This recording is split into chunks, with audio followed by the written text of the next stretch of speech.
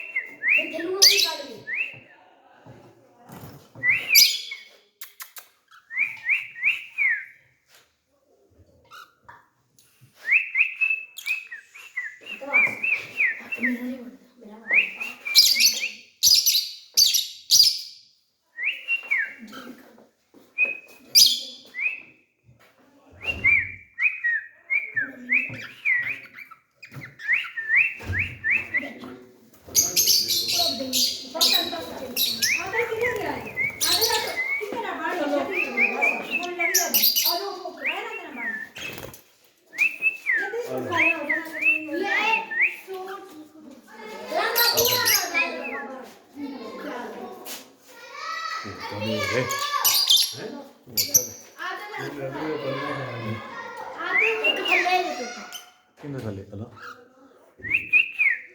ਕੋਈ ਆ ਨਵਾਂ ਆਂਦਾ ਹੀ ਨਾ ਇਦਲਾ ਕਾਕਟੇਲ ਇਹ ਨਵਾਂ ਇਧਰ ਆ ਤਾਂ ਹੀ ਉਹ ਬੋਲਦਾ ਵੀ ਉਹ ਦੂਜਾ ਤਾਂ ਗੂੰਗਾ ਹੀ